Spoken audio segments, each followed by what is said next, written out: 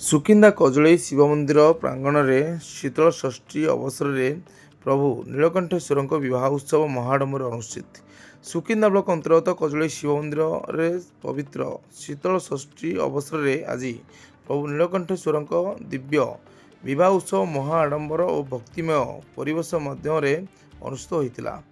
ପାରମ୍ପରିକ ରୀତିନୀତି ଅନୁସାରେ ଆୟୋଜିତ ଏହି ବିବାହ ଉତ୍ସବରେ ସୁକିନ୍ଦାଗଡ଼ର ବାସିନ୍ଦା ବିନୟ କୁମାର ଦ୍ୱିବେଦୀ ଓ ତାଙ୍କର ସହଧର୍ମିଣୀ ମାନସିକ ବରପିତା ଓ ବରମାତା ଭାବେ ଦାୟିତ୍ୱ ଗ୍ରହଣ କରି ବିବାହ କାର୍ଯ୍ୟ ସମ୍ପନ୍ନ କରିଥିଲେ। ଏହି ଅବସରରେ ମନ୍ଦିର ପରିସର ଖୋଳ କରତାଳ ଓ କୀର୍ତ୍ତନ ଧ୍ୱନିରେ ମୁଖରିତ ହୋଇ ଉଠିଥିଲା। ଶତାଧିକ ଶ୍ରଦ୍ଧାଳୁ ଓ ଭକ୍ତ ଉତ୍ସବରେ ଯୋଗଦେଇ ପ୍ରଭୁ ନୀଳକଣ୍ଠେଶ୍ୱରଙ୍କ ଦିବ୍ୟ ବିବାହ ଦର୍ଶନ କରିଥିଲେ।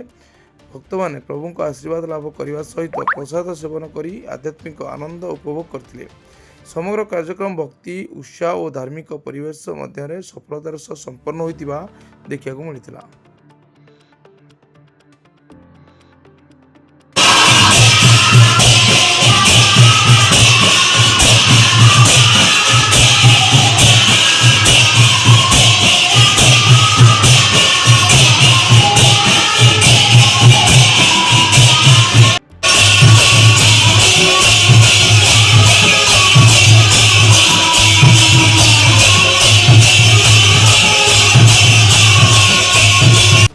भविष्यति आत्मनियन्पुरा सावन्तरूपेण त्रैलोक्यशतरातर पुष्पवद्धारयतिमुद्रिं एतस्मै ऋतं नमो नमः शिववर्णमोऽत्येवं शिवपार्वहरायत वटुरन्तकरभ्येवं भजधर्मपर्यं शिवसगुरुकर्मणि कथपर्यदेवानं शिवगुरुकं शिवगुरुभ्यो मन्त्रपुष्पदले भूषा।